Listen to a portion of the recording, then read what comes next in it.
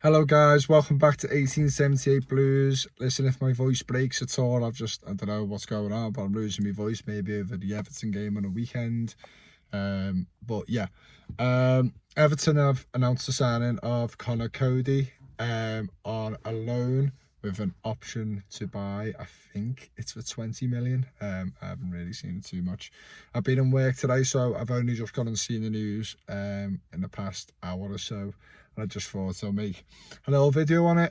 Listen, I've put a tweet up the other day stating that Conor Coady's a red, and I just think because of Benitez and obviously the way that was, and then now we're going in for, we've got Conor Coady's a red as well. I said, where's the what's the word?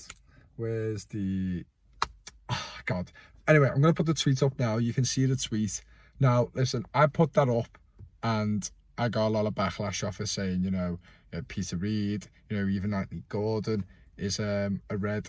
And look what they've done. And then look at Liverpool. They've had players who were, supporters of Everton. Obviously, some of them changed to being a red once they got really like a status at Liverpool.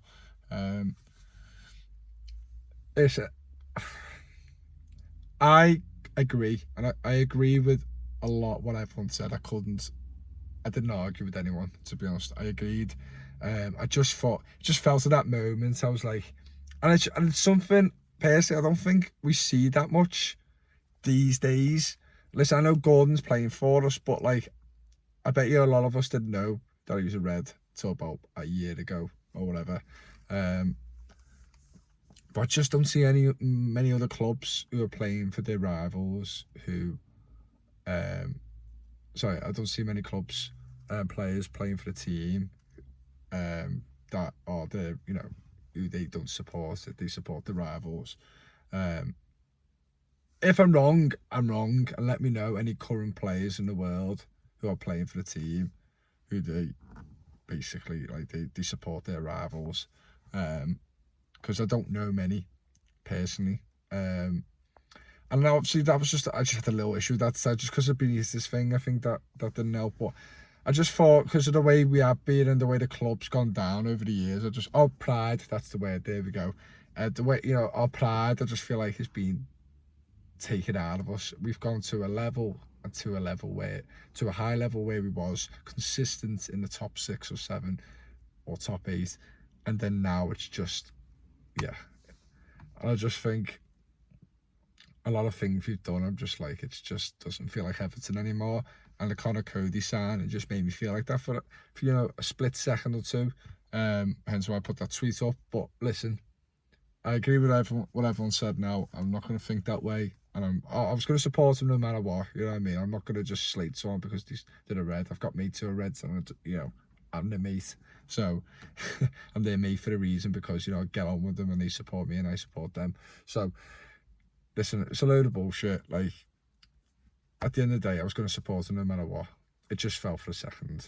That was my feelings. But yeah, anyway, I haven't deleted a tweet because it is what it is. And people responded, and I respect that, and it's all about opinions at the end of the day. But Conor Coady is a fantastic side when you look at it in a proper way. When you look at it, he's a leader. He's really underrated. I'm surprised he hasn't had a move earlier, to be honest. He's in the England setup, and Wolves over the years in the Premier League have had a fantastic defensive record, and he's been a part of that. He barely gets injured, and he's like Tarkowski, very underrated. And now we've got 2 leaders at the back. The situation with Godfrey, who's out for 3 months. Mina, fuck knows how long for. He could clip his fucking toe now and he'll be out for the rest of the season. And I just think it's just fantastic signings we've made. And Onana is very close. I don't know. It feels like he's never going to come, but he's definitely going to be signing, I reckon, tomorrow. I reckon. And then Idrissa Gana Gueye coming in. We've bought McNeil. Like I said before, Tarkowski. And if we get a striker in now, I just think what a fucking window this is for what we could get. And especially even if we had the money, we had no FFP issues, we're a team who's just survived relegation. and we're a team who's not in Europe as well. So for what we've got and what we could bring in, fantastic, absolutely, like 10 out of 10. I couldn't fucking, all these people giving these predictions of the, going down. We've got a lot of YouTubers and other people on Twitter thinking we're going down. Listen, it could be still the case, but I feel a lot more confident now with the signings we've brought in than what I did beforehand. So, especially defensively, I've said this, I feel like we could be like a Wolves this season. I honestly believe we're going to struggle for goals, even if we bring a forward in. I just think it still could be an issue, but I would rather still us get a forward in, and let's hope he doesn't have any issues and scores about 15 to 18 goals or something alongside Dominic Calvert-Lewin when he gets back.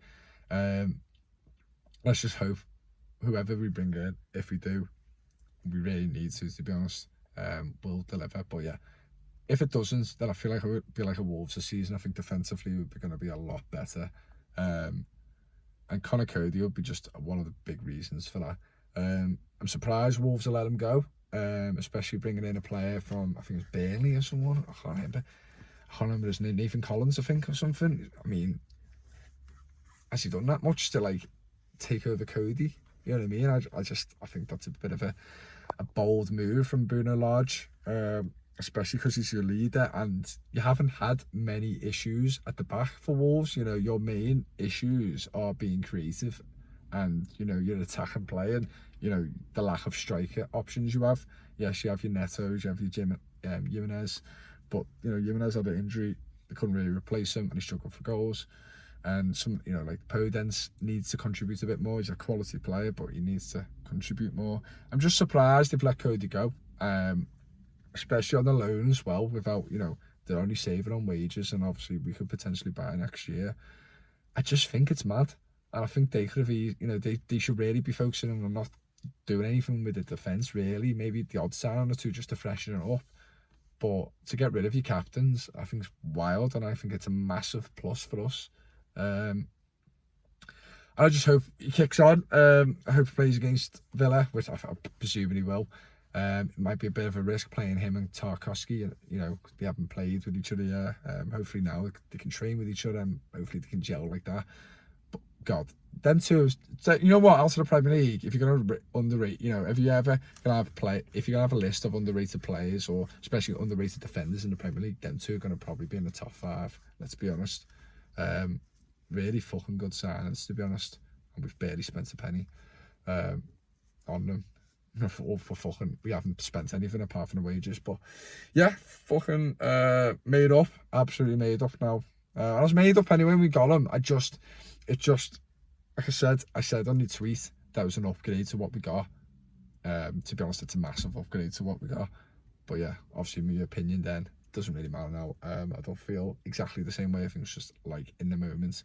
That's what Twitter is, in the moment stuff. But yeah. Anyway, buzzing. Obviously I don't really need to go into what Coady does and what type of player he is. We fucking see him nearly every single week in the Premier League. So him and Tarkowski, both not injury prone. Yes, it's Everton. Yes, it's our training methods. We don't normally get injured in matches apart from the Chelsea game we just seen. So whoever fucking does the training, the coaches, fucking physios, fucking sort your heads out and sort it out, man, because we need a consistent start in 11, or just more consistent. But anyway, I'm out. I'll probably do another video when Onana gets announced and they're just going okay.